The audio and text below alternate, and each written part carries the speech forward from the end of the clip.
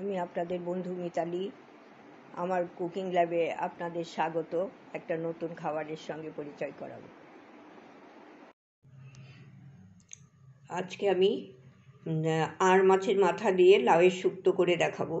লাউটা কুচি কুচি করে কেটে আমি একটু ভাপিয়ে নেব, আর মুড়োটা ভেজে রেখেছি, তো পরে দেখিয়ে দেবো। এটা ভাপিয়ে নিয়ে আসছি।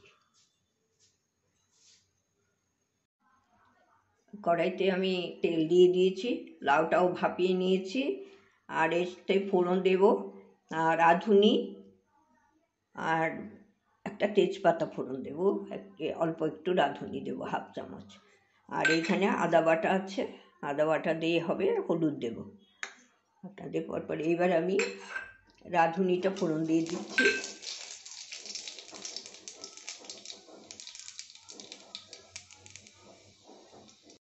রাঁধুনি ফোড়ন দিয়েছি, এরপরে আমি এখানে একটু হলুদ দিয়ে দেবো।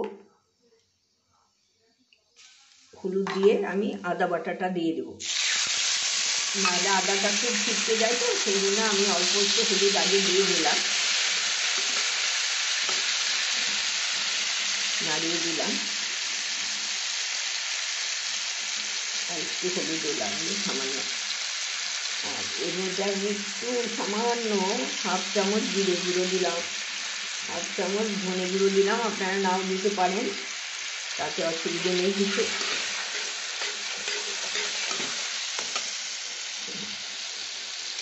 এইবার আমি এর মধ্যে একটু নেড়ে ফেলে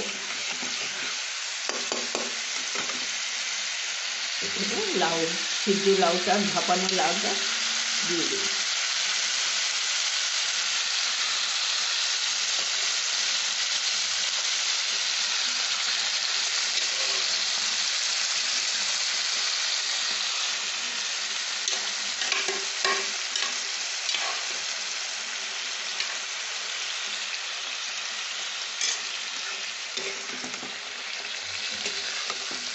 লাউটা দিয়ে আমি একটু কষে নামিয়ে তারপরে ফিরে আসছি।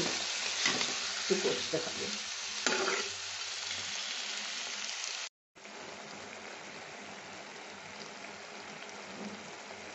বন্ধুরা, এবার আমি একটু নুন দিয়ে দিচ্ছি। প্রথমে আমি একটু কম নুন দেবো, এটা কিন্তু মধ্যে যাবে অনেকটা, তারপরে প্রয়োজন হলে দিয়ে দেবো। আর এখানে এই যে ভাজা মুড়োগুলো আছে সেইগুলো দিয়ে দেবো।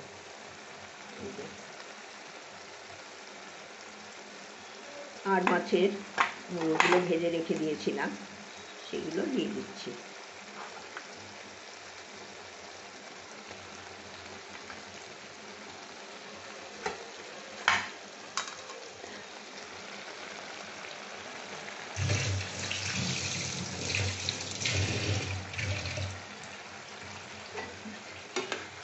এবার ওই মুড়ো টুড়োগুলো এর সাথে মজে যাবে, ভেঙে ভেঙে দেবো।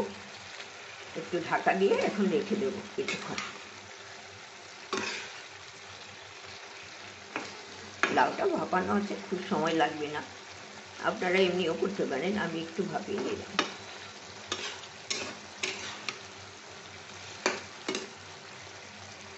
লাউ শুক্তো খেতে খুব ভালোই লাগে। বন্ধুরা, এই যে আমার এই শুক্তোটা, লাউটা বেশ মজে গেছে। এই কাঁটাগুলো একটু ভেঙে ভেঙে দিলাম, মাথাগুলো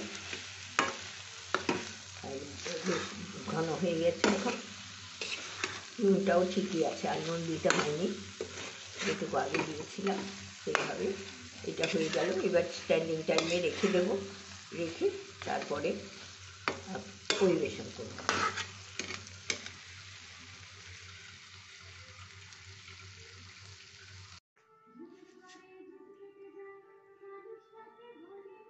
বন্ধুরা, আমি এই লাউয়ের শুক্তোটা নিয়ে এসেছি আপনাদের কাছে পরিবেশন করার জন্য।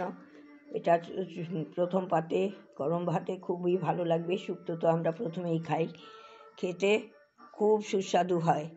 আমি তো গন্ধটা দিতে পারছি না, এই আদা রাঁধুনি দিয়ে করলে পরে এটা খুব ভালো লাগে। আপনারা একবার করে দেখবেন। আপনারা সম্পূর্ণ ভিডিওটা দেখার জন্য আপনাদের অসংখ্য ধন্যবাদ। ভালো থাকবেন।